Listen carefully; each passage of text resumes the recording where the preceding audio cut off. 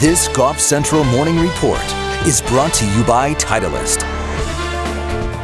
Bailey Mosier inside Studio AP, getting you up to date with some action you may have missed over the weekend. Steven Yeager, he captured his second Web.com Tour title in a span of 3 weeks yesterday at the Rust-Oleum Championship.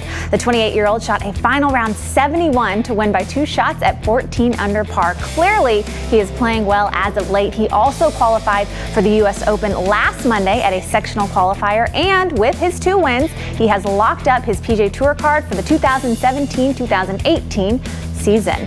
And how about the Ryder Cup of college golf? The United States team won their 11th Arnold Palmer Cup yesterday at Atlanta Athletic Club after defeating the European team 19.5 to 11.5. We'll have the highlights from the final day coming up in just a little bit. And Phil Mickelson, he looked like he was on pace to win his 43rd PGA Tour victory at the FedEx St. Jude Classic. That is until he looked at the leaderboard. Mickelson said after glancing at the leaderboard on the back 9 and seeing he had a share of the lead, it, quote, kind of shook him, leading to a triple bogey on the par 4 12th and eventually a 9th place finish. Well, today, live from the U.S. Open begins from Erin Hills. Get to know the great state of Wisconsin and its roots to the game, plus the latest news analysis and what to expect from the 117th U.S. Open. Live from the U.S. Open begins today at 1 p.m. and 7 p.m. Eastern Time. Damon, over to you. All right, Bailey, it's Monday. That means Jeff Shackelford of jeffshackelford.com joins us this morning from Erin Hills on the Golf Advisor phone line, and you're in the media tent. Good morning, buddy. I missed that media tent. How are you? I'm doing well. We miss having you here. It should be a fun week, though. We're excited to be on property and having some good weather so far, and the golf course looks beautiful. Well, I know you've walked part of the golf course. What do you think about it as a test this week? We don't know much about it.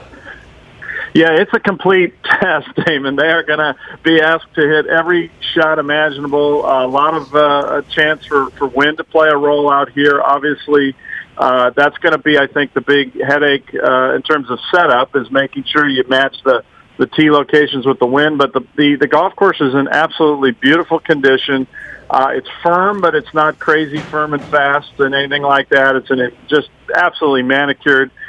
There is some complaining. I'm sure you guys have heard a little about some of the native ruts right off the fairways are very dense, but I'm already seeing a lot of good things out there. You mentioned players complaining. Let's listen to Kevin Na, and then I'll have you react on the other side.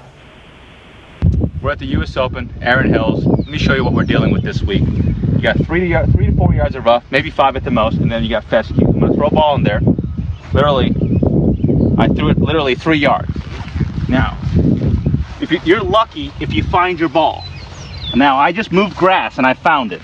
And I'm going to play out of here. Let's see, it's like a hazard. Every hole we got this. Every hole. No chance.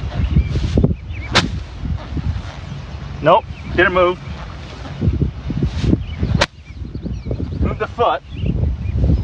Now I can't find it. Now, why can't we have a lot of the past U.S. Open winners get together and set up a major? I like to see that happen one day. Every hole, he says, Jeff, every hole, and you hear no chance, likely from his caddy. What is he right? If you hit in the fescue, you're done? Well, he is right. If you're hitting that fescue just off the primary rough cut, we'll call it, it is very dense. It's probably from irrigation overspray. You know, the wind blows a lot out here, so when those sprinklers are running and the spray blows into those natives, it gets very dense. The thing I would say, though, Damon, in response, is it's the widest golf course that's ever really been presented to the players for the U.S. Open. And so with that width, it's going to take a pretty bad shot to reach those areas he's talking about. I understand his frustration. However, I do think that it's unless we have a wind event, you're not going to see too many people reach those areas, except maybe in a couple spots on the course. You mentioned the wide fairways, Jeff. I keep seeing Dustin Johnson. Travis Fulton's already said he's the perfect driver for this U.S. Open at Erin Hills. Is there a favorite in the field in your mind? Well, you know, I'm in the camp that loves the long hitters and the driver mojo that you get just hitting drivers. You know, we see so many U.S. Opens where drivers sometimes is discouraged.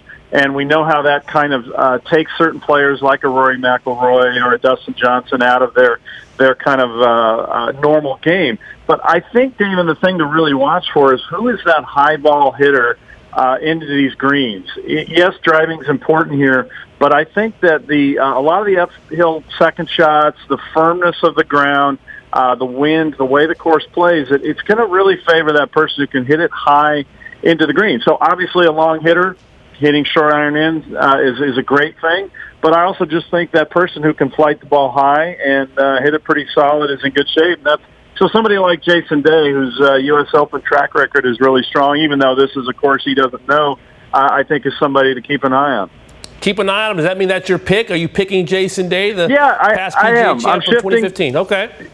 Yeah, I'm shifting. I really like Ricky Fowler still because he's a good wind player and he embraces it, and I think wind is going to be a big part of this week. But just knowing that when Jason Day's caddy is telling you that he's sitting on a great week, it's U.S. Open time. He can hit it a long way. He can hit it high. It just seems like a place that if he embraces it mentally, he could be very, very tough here. And probably feeling good vibes being back in Wisconsin where he won that PGA championship. How about your favorite U.S. Open moment? We're asking the viewers. Now I ask you.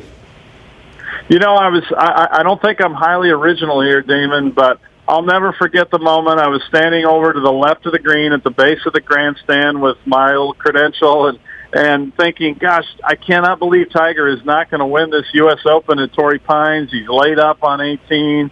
This is going to be a really hard third shot. And he hits a okay shot, and you're looking at the putt, and you're like, gosh, Rocco Mediate's he's going to win the U.S. Open. And then sure enough, there he goes. And I'll just never forget the moment. Everybody's standing around and people going nuts. And his reaction, the whole thing, gives me goosebumps to think about to this day. That 2008 U.S. Open, every day was amazing, and then he had to go and cap it off like that. Oh, yeah, and then the playoff was kind of epic, too. Yeah, hard to go wrong. 2008, 2002 at Bethpage, 2000 at Pebble. Lots to choose from with the 14-time major champ. Jeff, thanks so much. Have a great week. We'll be talking to you throughout. Okay, thanks, Damon. All right, much more to do on this U.S. Open Monday. Yes, this is the 117th edition of the National Championship. Why do so many past champs end up in the World Golf Hall of Fame? Dr. Tony Parker with that answer coming up next.